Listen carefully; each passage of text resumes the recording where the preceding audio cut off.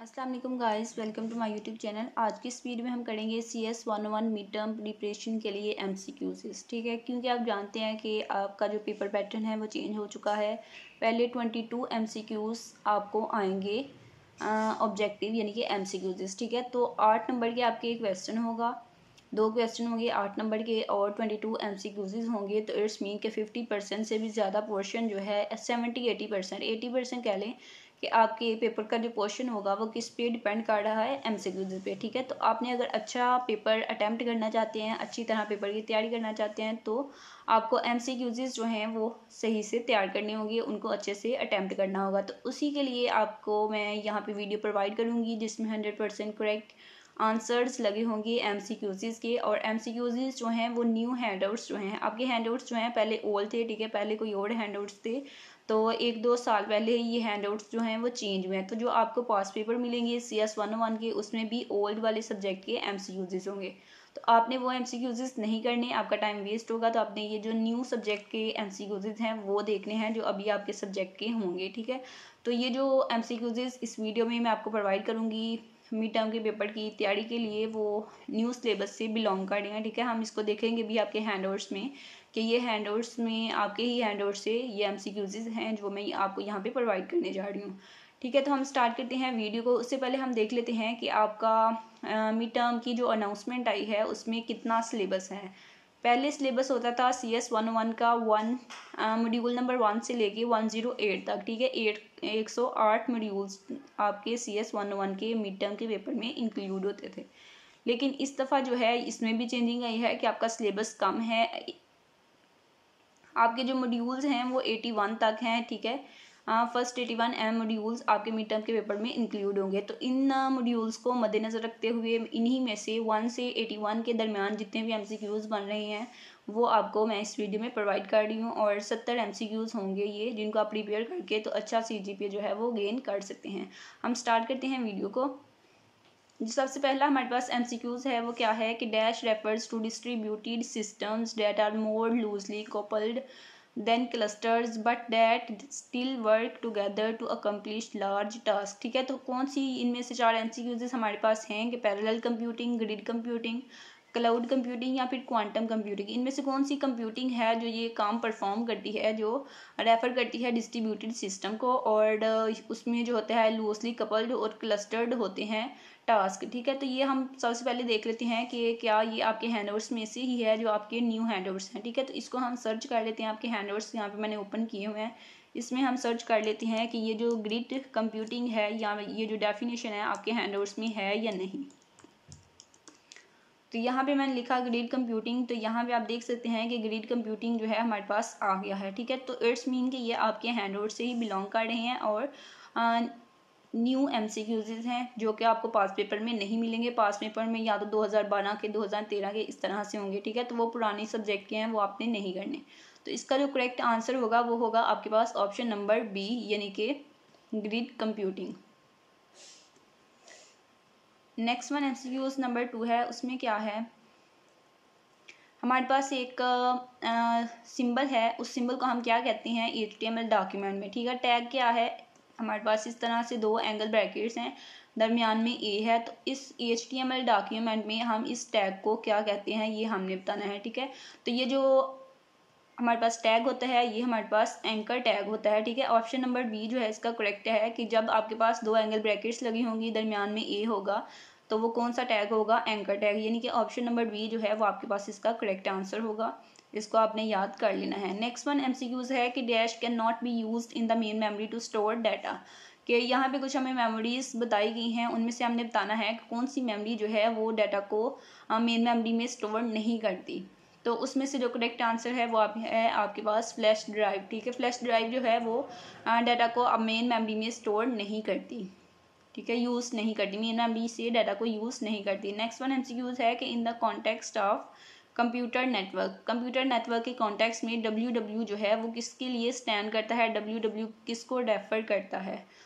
तो MCQs क्या है, world wide west, world wide west, world wide, वर्ल्ड वाइड या फिर वर्ल्ड वाइड वेब। ठीक है, तो ऑप्शन नंबर D जो है वो आपके पास करेक्ट है कि WW stands for world wide web. Option number D, WW stands for world wide web.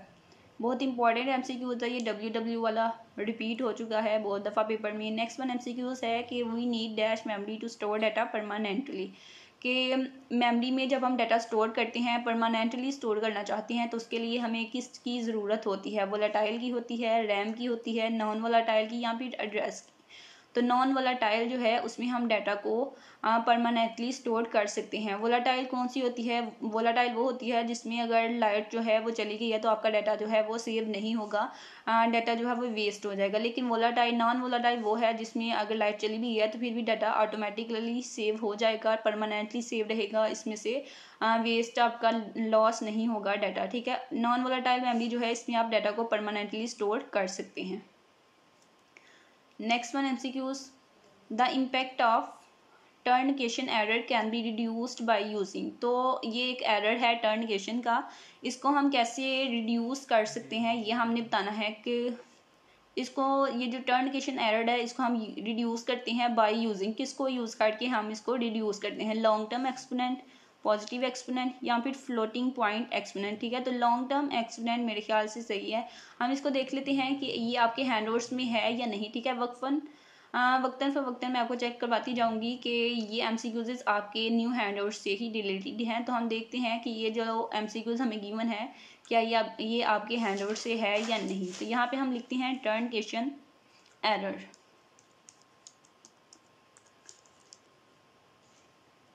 टर्नकेशन हमने लिख लिया, और क्या स्पेलिंग हमने सही लिखे हैं? टर्नकेशन, देखा हमने स्पेलिंग गलत लिखे हैं, टर्न नहीं है, टर्न है, ठीक है, TRUN। अब ये हमारे पास आ गया, ठीक है। ये देखें आपके मॉड्यूल नंबर 28 में टर्नकेशन एरर का कॉन्सेप्ट जो है वो गिवन है। तो यहाँ से हम देख लेते हैं कि किसको यूज़ करते हैं। ये देखें टर्नकेशन एरर्स में हम किसको यूज़ करते हैं? फ्लोटिंग पॉइंट नोटेशन को। तो हमारे पास कौन सा करेक्ट आंसर होगा? MCQs नंबर 3 कि टर्नकेशन एरर को रिड्यूस करने के लिए हम फ्लोटिंग पॉइंट नोटेशन को यूज़ करते हैं। ऑप्शन नंबर सी जो है वो आपके पास करेक्ट आंसर होगा। नेक्स्ट वन MCQs है कि UTF-8 uses 24 to dash bits, ठीक है। UTF-8 जो है वो 24 टू डैश बिट्स जो है उनको यूज़ करता है। 24 कम से कम और ज़्यादा कितनी है? 32, यानी कि ऑप्शन नंबर ए जो है इसका करेक्ट आंसर है 32। UTF जो 8 है वो 24 से 32 बिट्स जो है उनको यूज़ करता है। नेक्स्ट वन MCQs है कि a program under dash is called process. तो वो प्रोग्राम जो डैश के अंडर होता है उसको हम प्रोसेस कहते हैं। किसके अंडर होता है? एग्जीक्यूशन के।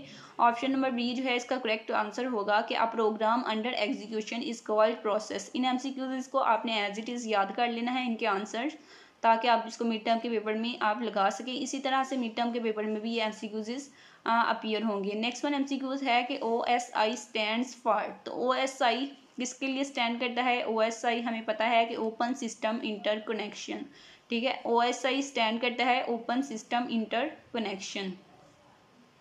नेक्स्ट वन MCQs है कि when a packet reaches at the intermediate stop the network layer, ठीक है। जब पैकेट जो है वो इंटरमीडिएट स्टॉप पे पहुंच जाता है तो नेटवर्क लेयर क्या करती है वहाँ पे? Network hands the packet to transport layer rather than forwarding it, ठीक है। तो नेटवर्क लेयर जो है वो क्या करती है? वो ट्रांसपोर्टेंट लेयर जो है उसको पैकेट दे देती है, उसको फॉरवर्ड नहीं करती। ऑप्शन नंबर सी जो है इसका करेक्ट आंसर है, इसको भी आपने याद कर लेना है। नेक्स्ट वन है कि a process is a dash activity. तो प्रोसेस जो है वो कौन सी एक्टिविटी है? प्रोसेस एक डायनामिक एक्टिविटी है। इंपॉर्टेंट MCQs है कि प्रोसेस कौन सी एक्टिविटी है? प्रोसेस जो है वो एक डायनामिक एक्टिविटी है। नेक्स्ट वन है कि the node or PC which sends request for services is called. वो PC या नोड जो सर्विस हासिल करने के लिए रिक्वेस्ट भेजता है, दरख्वास्त भेजता है, उसको क्या कहते हैं?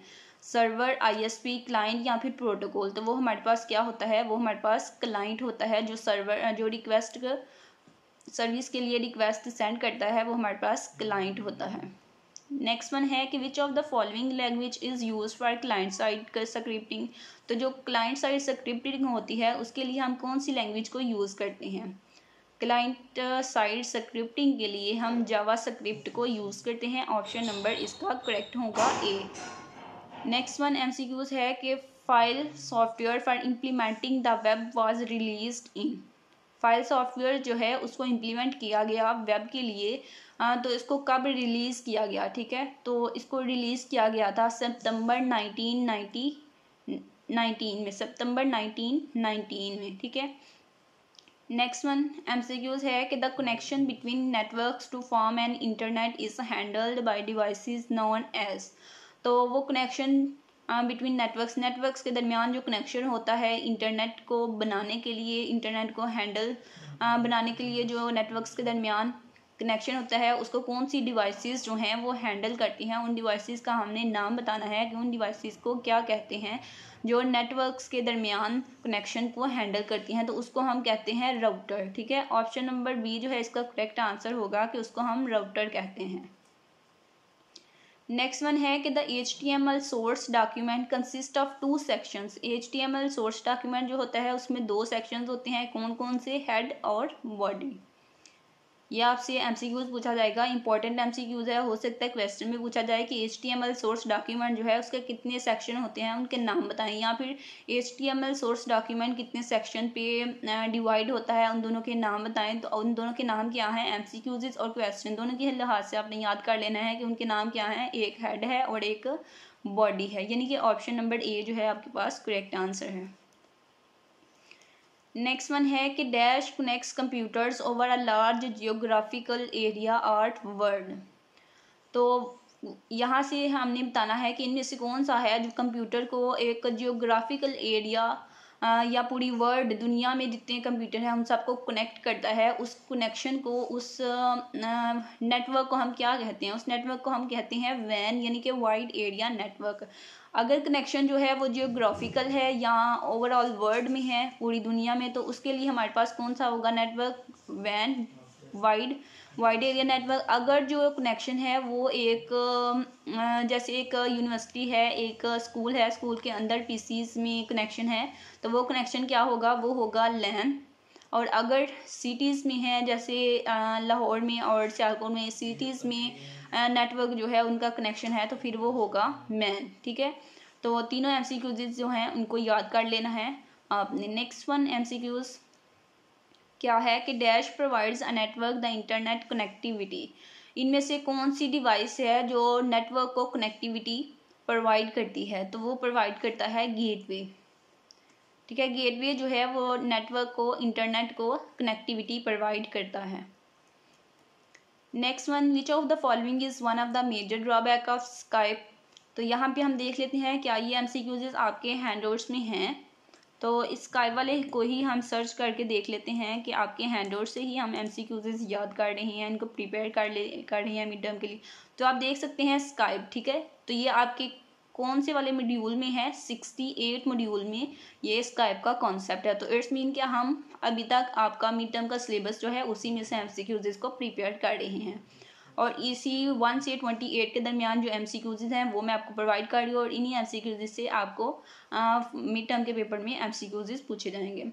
तो कौन सा इसका मेजर ड्रॉबैक स्काइप का क्या होता है कि वो यूज़ करती है कंप्यूटर रिसोर्सेज को विदाउट ओनर अवेयरनेस, ठीक है। स्काइप का क्या डिसएडवांटेज है कि उसका डिसएडवांटेज ये है कि वो परमिशन नहीं लेती और परमिशन के बगैर ही कंप्यूटर के रिसोर्सेज को यूज़ करती है। नेक्स्ट वन है कि what does HTTP stands for. तो ये जो स्टैंड्स फॉर हैं ये आपने सारे जितने भी आपके हैंडआउट्स में स्टैंड्स फॉर हैं इनको आपने याद करना है, यानी कि जितने भी शॉर्ट टर्म्स नेम हैं उनके फुल टर्म्स नेम जो हैं उनके आपने याद करने हैं। जैसे HTTP है तो HTTP का फुल नेम क्या है, हाइपर टेक्स्ट ट्रांसफर प्रोटोकॉल।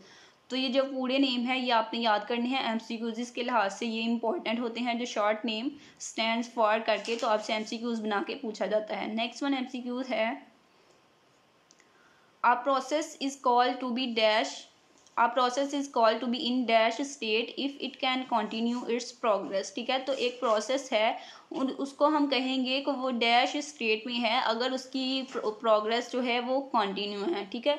तो मतलब अगर एक प्रोसेस जो है वो प्रोग्रेस काम स्टार्ट करने के लिए कंटिन्यू कर सकता है तो हम उसको कहेंगे कि ये डैश स्टेट में है। ये कौन सी स्टेट में है? ये रेडी स्टेट में है, कि मतलब ये बिल्कुल रेडी है, ये अपनी प्रोग्रेस स्टार्ट करने के लिए, कंटिन्यू करने के लिए बिल्कुल रेडी है। तो यहाँ पे हमारे पास कौन सा आंसर आएगा? रेडी, कि वो प्रोसेस रेडी स्टेट में होगा, जो कि जैसे ही उसे कहा होगा कि मतलब आप काम शुरू करो तो वो फ़ौरन अपना काम शुरू कर सकता है। इट्स मीन कि वो रेडी स्टेट में है। नेक्स्ट वन है कि HTML supports dash levels of heading tags.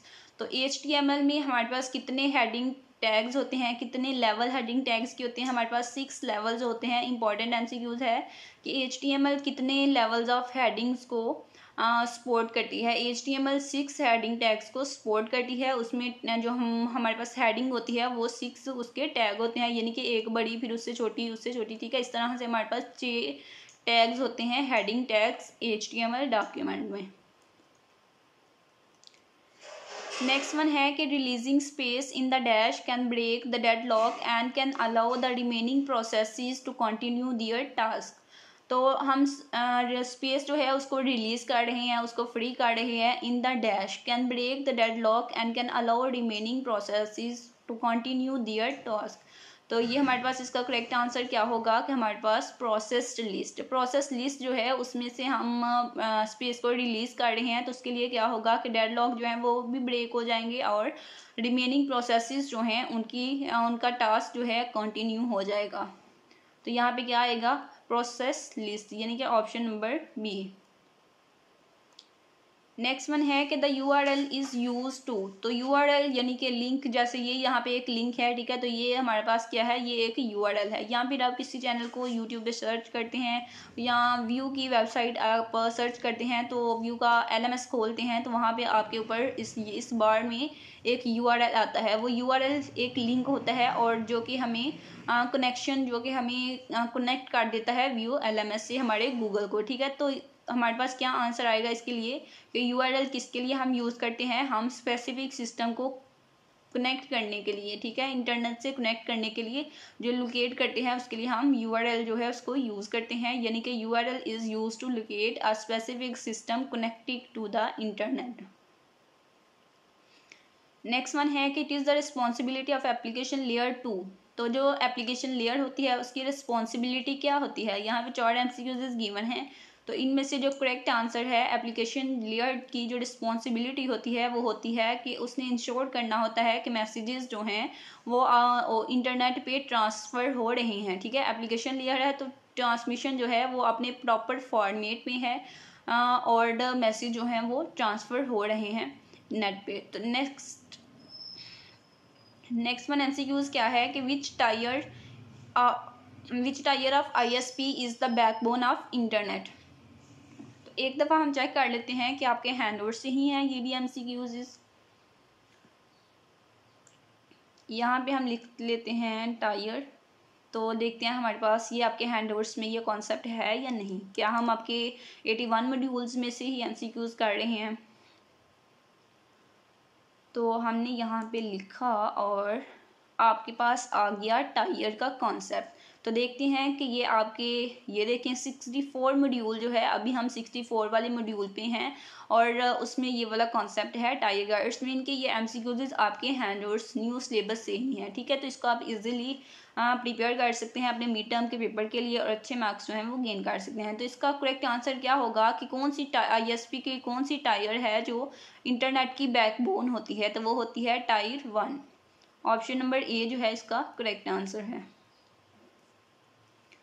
Next one है कि which of the following protocol helps to store the email messages on a local machine while retrieving email messages from receiving server, ठीक है। कि जब आप receiver से email messages को receive करते हैं, उसके बाद आप रिट्राइव करते हैं लोकल मशीन में मैसेजेस जो हैं उनको स्टोर करते हैं, तो उस प्रोटोकॉल इस सब काम में आपकी हेल्प करता है, उस प्रोटोकॉल को क्या कहते हैं? उस प्रोटोकॉल को हम कहते हैं POP3, POP3 यानी कि POP3, ठीक है। डेफिनेशन आपने याद कर लेनी है, ये POP3 की डेफिनेशन है। नेक्स्ट वन है कि dash is a type of malware that can replicate itself into the other computer connected to the internet। Malware यानी कि वायरस, तो वो कौन सी टाइप है, इनमें से वायरस की कौन सी टाइप है, मालवेयर टाइप है, जो कि अपने आप को, जो कंप्यूटर उससे कनेक्ट होता है उसमें अपने आप को कॉपी कर देता है, उसमें भी वायरस चला जाता है जो उससे कंप्यूटर नेटवर्क कनेक्ट होता है। ठीक है, तो वो हमारे पास होता है वर्म्स, WORM, वर्म्स। ठीक है, option number C correct answer. Next one है कि which of the following protocol helps to store. ठीक है, तो ये यहाँ पे आपके पास MCQs नंबर पॉप 3 और MCQs नंबर जो सी है ये हमारे पास इसका करेक्ट आंसर है। हमने पीछे ये MCQs कर लिया है, सेम वही है, जस्ट MCQs इसकी जगह चेंज कर दी गई है। और ये हमारे पास इसका आंसर क्या है, पॉप 3। हमने इसको पीछे MCQs कर लिया है एक दफ़ा, ये अगेन रिपीट हुआ है। नेक्स्ट वन देखते हैं। The dispatcher is the component of the dash that manages the execution of scheduled processes। ठीक है, तो डिस्पैचर जो है वो कंपोनेंट है किसका, डिस्पैचर कर्नल का कंपोनेंट होता है। ऑप्शन नंबर सी जो है वो करेक्ट होगा कि डिस्पैचर जो है वो कर्नल का कंपोनेंट है। नेक्स्ट वन है कि the value of program counter is an example of dash state. तो प्रोग्राम काउंटर की जो वैल्यू होती है वो कौन सी, इनमें से कौन सी स्टेट है जिसकी वो एग्जाम्पल होती है, तो वो हमारे पास होती है प्रोसेस की एग्जाम्पल, क्योंकि प्रोसेस में ही हम प्रोग्राम को की वैल्यू जो है उसको काउंट कर रहे होते हैं, तो प्रोसेस स्टेट होगा option number B. Next one, current status of the activity associated with the process is called. तो जो एक्टिविटी है उससे करंट स्टेटस जो है प्रोसेस का वो एसोसिएट है, तो उसको हम क्या कहते हैं, उसको हम कहेंगे प्रोसेस स्टेटस, क्योंकि वो एक्टिविटी का करंट स्टेटस है विद द प्रोसेस, तो इज कॉल्ड प्रोसेस स्टेटस। तो उसको हम क्या कहेंगे, उसको हम प्रोसेस स्टेटस ही कहेंगे।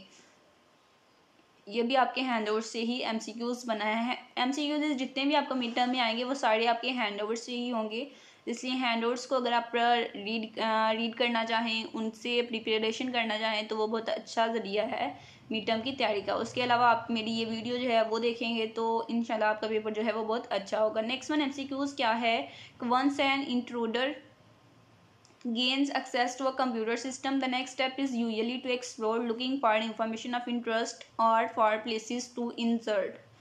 इसके लिए ये हमारे पास किसकी डेफिनेशन है, ये है destructive software, option number C, यानी कि डिस्ट्रक्टिव सॉफ्टवेयर। तो हमने एक दफ़ा अगेन चेक कर लेते हैं क्या ये MCQs हमारे हैंडआउट से ही हैं, तो यहाँ पे हम लिख के देख लेते हैं कि डिस्ट्रक्टिव जो है ये हमारे पास हैंडआउट्स में है या नहीं। डिस्ट्रक्टिव,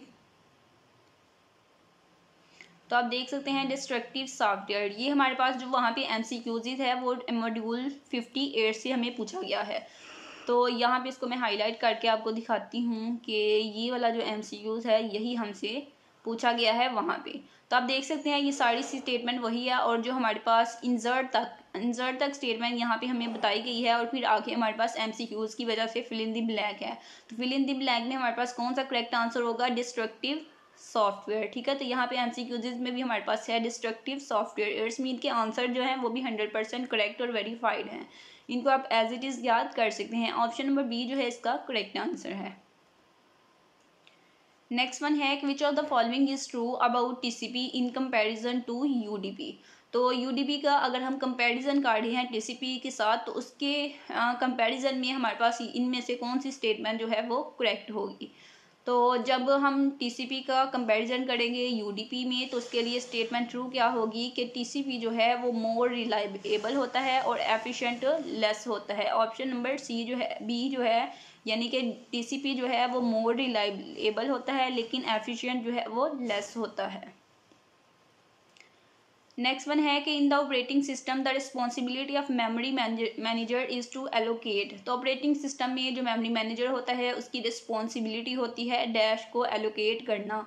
तो किसको एलोकेट करना, मैस स्टोरेज को। ठीक है, स्टोरेज को एलोकेट करना, option number B. Next one है कि an internet is a collection of, तो ये सब स्टूडेंट्स को पता है और इम्पोर्टेंट एमसीक्यूज है, ये बहुत दफ़ा रिपीट हुआ है कि इंटरनेट जो है वो कलेक्शन है किसकी, नेटवर्क ऑफ नेटवर्क्स की। इंटरनेट किसकी कलेक्शन है, नेटवर्क्स ऑफ नेटवर्क्स की। ये आपको क्विज में भी पूछा गया होगा कि इंटरनेट जो है वो किसकी कलेक्शन है। नेक्स्ट वन है कि the process of using DNS to perform an address translation is called a, तो वो प्रोसेस जिसमें हम डीएनएस को यूज़ करते हैं एड्रेस की ट्रांसलेशन परफॉर्म करने के लिए, उसको हम क्या कहते हैं, उसको हम कहते हैं डीएनएस लुकअप।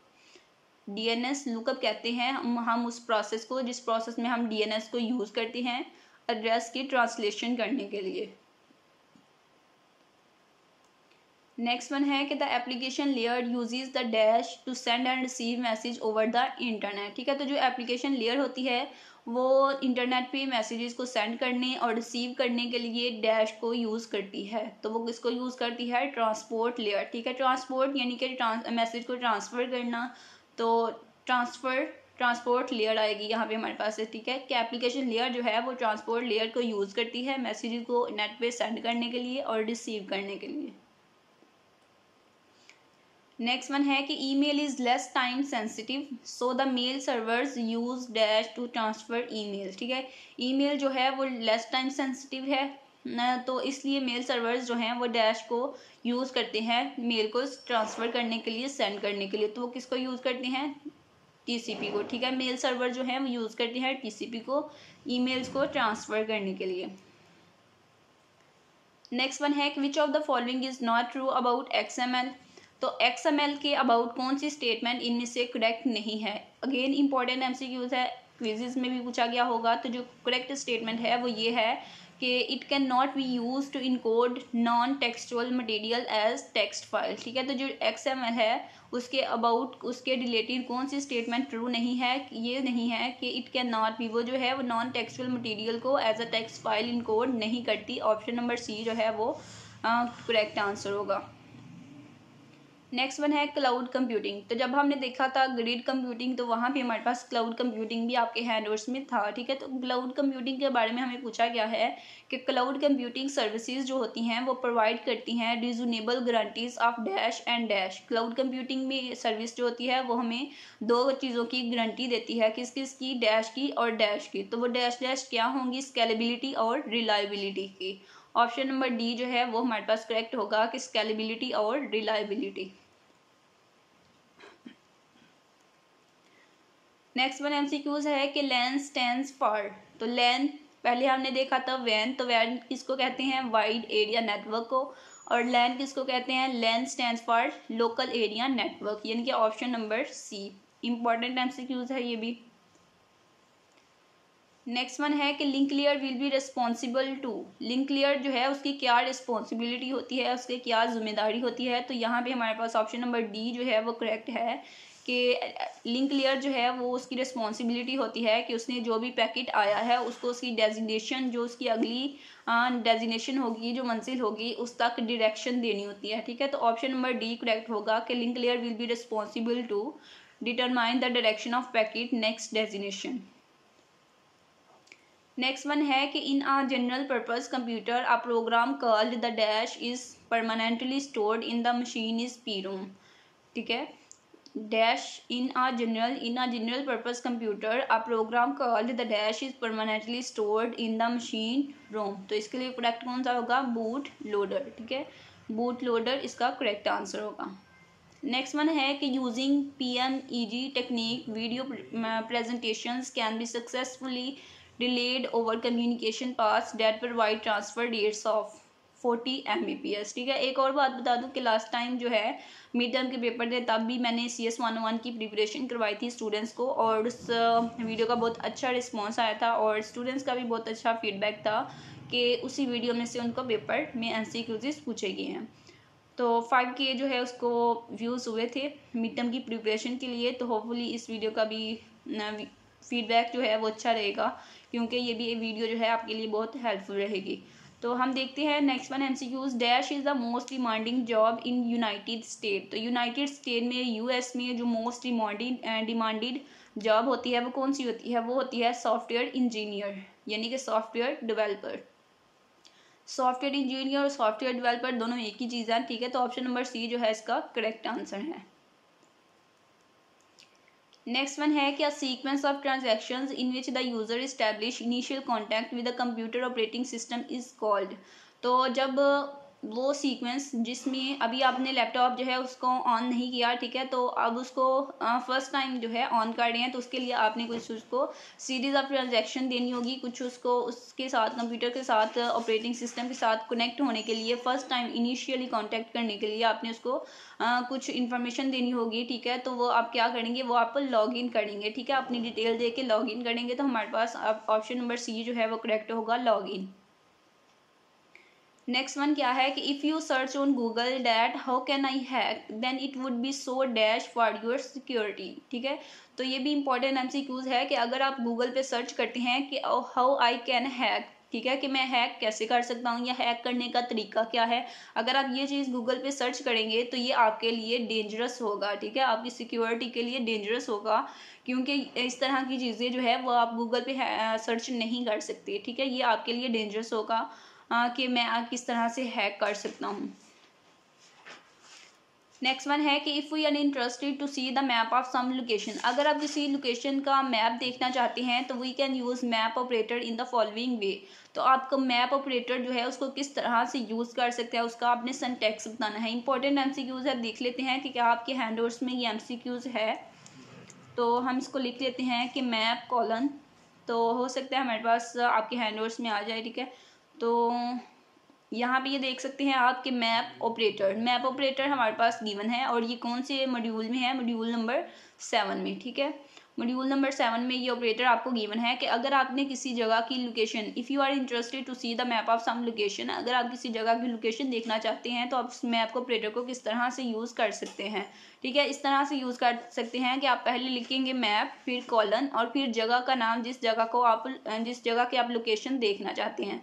जैसे आप लाहौर की देखना चाहते हैं तो आपने आगे कॉलन के आगे लिखेंगे आप लाहौर, ठीक है। तो इसी तरह से एमसीक्यूज में हम देखेंगे कौन सा सिंटैक्स जो है वो मैप का करेक्ट होगा।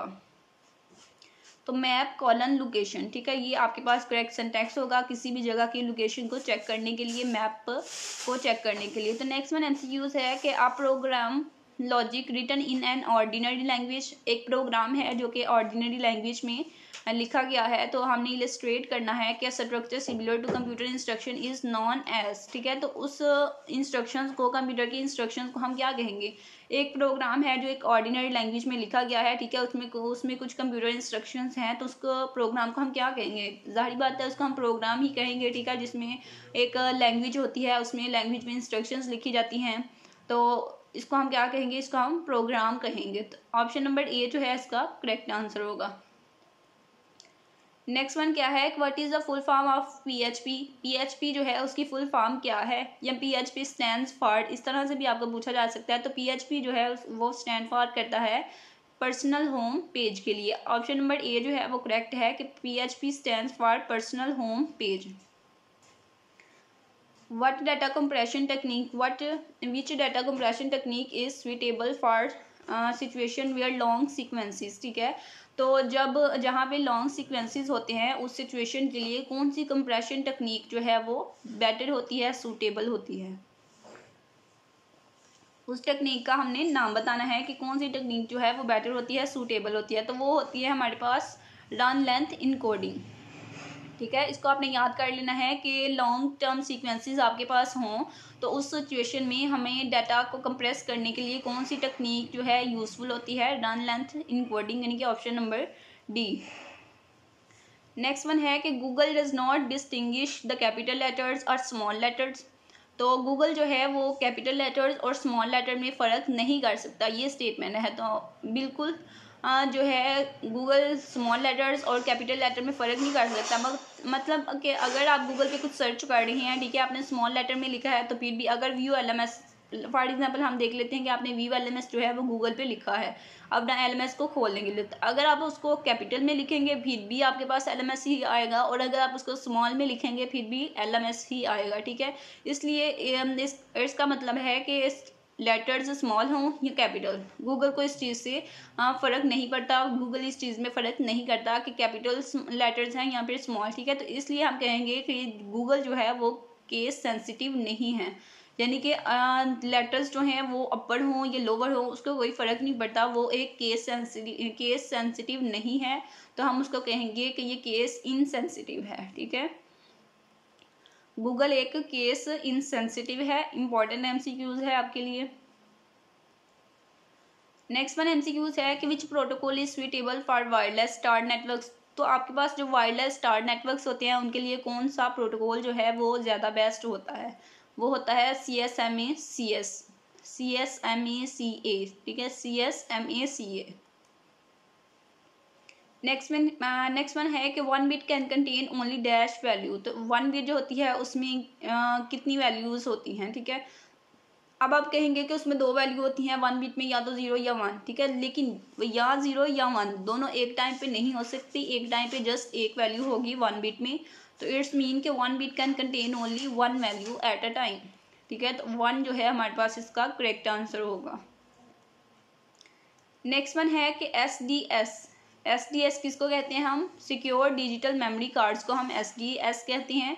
तो एसडीएस जो है वो हमें प्रोवाइड करते हैं अप टू कितने स्टोरेज जो है वो हमें प्रोवाइड करते हैं, वो हमें प्रोवाइड करती हैं फ्यू जीबीज ऑफ स्टोरेज।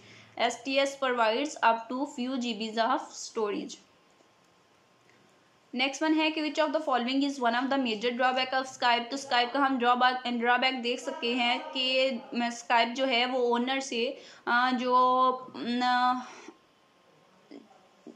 जो मालिक होता है उससे पूछे बगैर, उससे परमिशन लिए बगैर रिसोर्सेज को जो है वो यूज़ करना स्टार्ट हो जाती है। ठीक है, नेक्स्ट वन क्या है कि आंसी स्टैंड्स फॉर। तो मैंने आपको पहले कहा था कि जितने भी ये नाम शॉर्टकट नाम है इन सबको आपने याद करना है एमसीक्यूज़ के लिए, ये इंपॉर्टेंट होती हैं। तो अगेन हमें पूछा गया कि आंसी स्टैंड्स फॉर। तो आंसी जो है उसका फुल नेम क्या है कि अमेरिकन नेशनल स्टैंडर्ड इंस्टीट्यूट।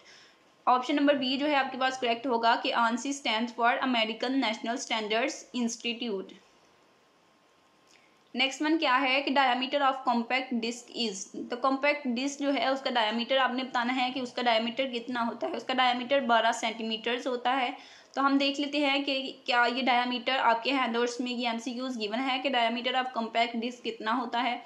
तो इसके हैंडवर्ड्स में ही हम चेक कर लेते हैं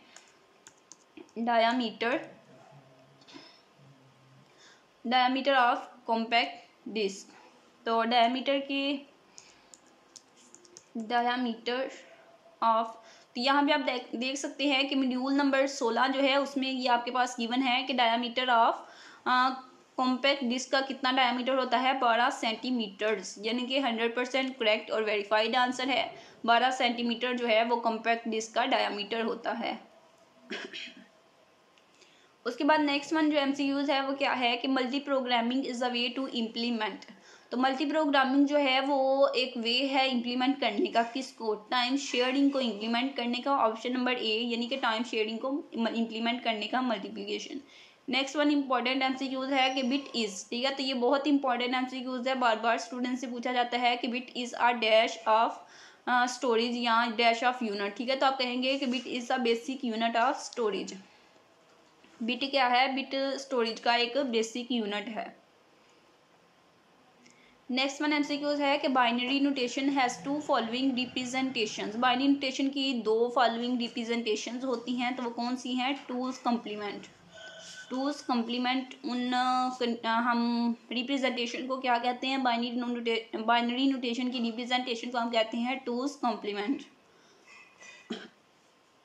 इन तमाम एमसीक्यूज़ को आपने याद करना है, 70 एमसीक्यूज़ हैं और होपफुली आपको अगर 22 एमसीक्यूज़ आपने करने हैं, आई थिंक 27 एमसीक्यूज़ आपको आने हैं जिनमें से आपने 22 करने हैं, तो 80-90 एमसीक्यूज़ तो आपको इसमें से ही आएंगे। ठीक है, 18-19। नेक्स्ट क्या है कि which operation is use to invert all of the bits of an RGB bitmap image. के आपके पास एक आरजीबी बिटमैप इमेज है, तो आप उसकी बिट्स को, तमाम बिट्स को इन्वर्ट करना चाहते हैं। ठीक है, तो उसको आप किस ऑपरेशन से इन्वर्ट कर सकते हैं, यानी कि अगर वो 1-1 है तो आप उसको इन्वर्ट करके 0-0 करना चाहते हैं, तो किस तरह से कर सकते हैं आप, एक्स और जो है वो ऑपरेशन इसके लिए यूज़ करेंगे तमाम बिट्स को इन्वर्ट करने के लिए, एक्स और ऑपरेशन। नेक्स्ट वन एमसीक्यूज है कि 1 term could mean more than 1 thing. For example word jugaad is use in two meaning such as, ठीक है। तो एक टर्म जो है उसके, एक वर्ड जो है उसके 2-3 मीनिंग हो सकते हैं, ठीक है। तो यहाँ पे हमें बताया गया है कि एक टर्म के एक से ज़्यादा मीनिंग हो सकते हैं। जैसा कि एग्जाम्पल में हमें बताया गया है कि जुगाड़ वर्ड जो है उसके 2 मीनिंग्स हैं। कौन कौन सा? एक एनिमल और एक कार, ठीक है।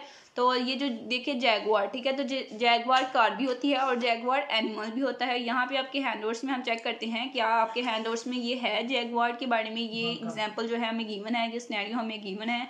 तो यहाँ पे हम जैगुआर जो है उसको राइट करने लगे हैं कि क्या आपके हैंडवर्ड्स में ये गिवन है। तो आप यहाँ पे देख सकते हैं कि मॉड्यूल नंबर 5 जो है, मॉड्यूल नंबर 5 उसमें आपके पास ये स्टेटमेंट गिवन है कि एक टर्म जो है वो मोर देन वन थिंग की, एक टर्म का मोर देन वन मीनिंग हो सकता है। और उसकी एग्जांपल हमें जैगुआर जो है वो गिवन है। और जैगुआर जो है उसके मीनिंग क्या है? जैगुआर हम कार को भी कहते हैं और जैगुआर हम एनिमल को भी कहते हैं, ठीक है। तो इस तरह जैगुआर एक वर्ड है और मीनिंग उसके 2 हैं, एनिमल भी और कार भी। यानी कि ऑप्शन नंबर सी जो है वो हमारे पास इसका करेक्ट आंसर है।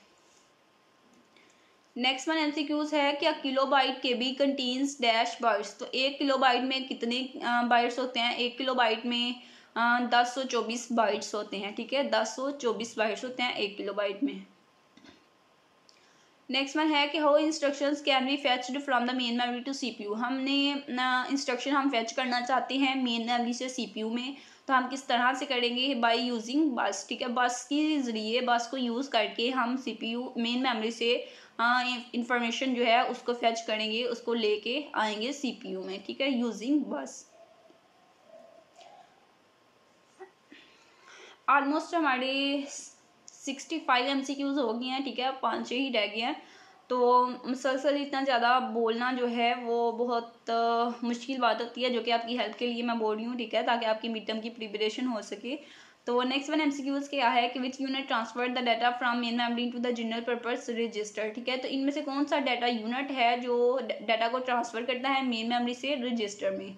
तो कौन सा यूनिट हम उसके लिए यूज़ करते हैं? हम यूनिट यूज़ करते हैं control unit. Option number A जो है इसका करेक्ट होगा कि हम मेन मेमोरी से डाटा को रजिस्टर में ट्रांसफ़र करने के लिए कंट्रोल यूनिट को यूज़ करते हैं। नेक्स्ट वन एमसीक्यूज है कि in which type of communication several signals are transferred at the same time each on a separate line, ठीक है। कि वो कौन सा कम्युनिकेशन की कौन सी टाइप है जिसमें हम at a time multiple signals को ट्रांसफ़र कर रहे होते हैं और each on a separate line, जबकि उनकी लाइन जो है वो सेपरेट होती है, लेकिन एट अ टाइम हम मल्टीपल सिग्नल्स को ट्रांसफ़र कर रहे होते हैं। वो हमारे पास होता है पैरेलल कम्युनिकेशन में। अगर हम एक के बाद दूसरा कर रहे हैं ट्रांसफ़र तो वो होगा सीरियल में, लेकिन अगर हम एक ही वक्त पे मल्टीपल सिग्नल्स को ट्रांसफ़र कर रहे हैं तो वो हमारे पास होगा पैरेलल कम्युनिकेशन में, ठीक है।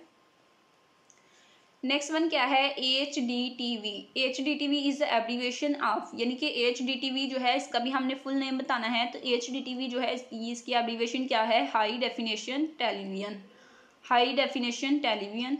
लास्ट वन एमसीक्यूज क्या है कि dash tag only shows the particular pages related to it. Hash tag जो है वो हमें, यहाँ पे आप देख सकते हैं हैश टैग, ठीक है। हैश टैग जो है वो क्या करता है? वो हमें शो करता है कि आप पर्टिकुलर पेजेस से रिलेट कर रहे हैं। ऑप्शन नंबर डी जो है इसका करेक्ट आंसर होगा। ये था आपका CS11 के मिड टर्म की प्रिपरेशन के लिए 70 एमसीक्यूज मैंने आपको प्रोवाइड किए हैं और उनकी एक्सप्लेनेशन भी बताई है, उनके करेक्ट आंसर और वेरीफाइड आंसर जो हैं वो दिखाए हैं। और ये एमसीक्यूज जो हैं ये आपके न्यू सिलेबस में से हैं। और अगर आप पास पेपर देखेंगे मिड टर्म की प्रिपरेशन के लिए तो हो सकता है वो पास पेपर जो है वो पुराने वाले सिलेबस से हों, ओल्ड सिलेबस से हों, ठीक है। आप उसको तैयार करते रहिए पास पेपर को, तो आपके मिड टर्म के में आप जाएं तो पता चले कि उसमें से तो कोई एमसीक्यूज ही नहीं आया क्योंकि वो ओल्ड सिलेबस था, ठीक है। इसलिए आपने न्यू जो वीडियो है आज की इसको प्रिपेयर करना है ताकि आपको ज़्यादा से ज़्यादा एमसीक्यूज मिड टर्म के पेपर में आए और अच्छे मार्क्स जो हैं वो आप गेन करें। मज़ीद मिड टर्म की प्रिपरेशन के लिए वीडियो को लाइक करें और चैनल को सब्सक्राइब करें ताकि आप चैनल के साथ अटैच हो जाएं।